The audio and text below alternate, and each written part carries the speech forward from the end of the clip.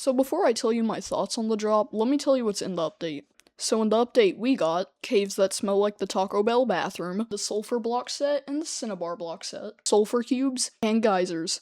Now this may sound like a lot, but really, it doesn't add anything major or any game-changing features. Not every update has to add something big, but this was just a great example of an update being very overhyped. Because think of it like this does not really add anything that a casual player would use in their average playthrough. That's why adding cool, rare structures to the game can be useful for game veterans, but to casual players, this update has nothing in it for them. Maybe I was unlucky, but I spawned into a new world and the nearest sulfur cave slash geyser was 8,000 blocks from spawn, which most casual players won't want to walk that distance because that's pretty far just to get some sulfur cubes for like a mini game.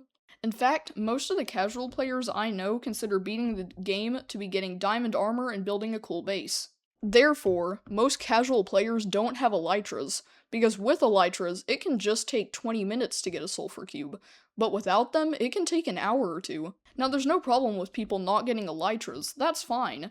It just means that most people won't experience these types of updates. Unlike this update, the Nether update and the recent Copper update would affect the average player, because those two are kinda necessary to a playthrough. Copper is an early game armor set that most people would like to get, and then the Nether, well, that's necessary for beating the game.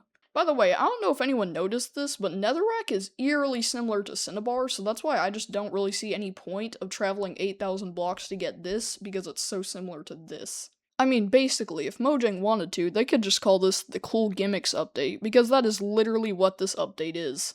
I mean, the amount of effort you have to go into just to get these blocks right here is quite a lot. Oh, and they also did really good at making the fart cloud. I do wish that Mojang in their drops, they could start adding like more features to the game instead of just new building blocks, because eventually it's just, we have so many blocks that are so similar to one another, because like this, Netherrack, Cinnabar. I don't know why they're adding more P blocks. I thought we already had enough of that with bamboo, I swear. My favorite part of the update was definitely the geysers, because all of this other stuff I probably just won't be using, except for maybe the Cinnabar bricks. Though despite all my criticism, I do like the game, and the geysers are pretty cool to mess around with. Though if you do want to build with geysers, I'd recommend you make a custom one like mine.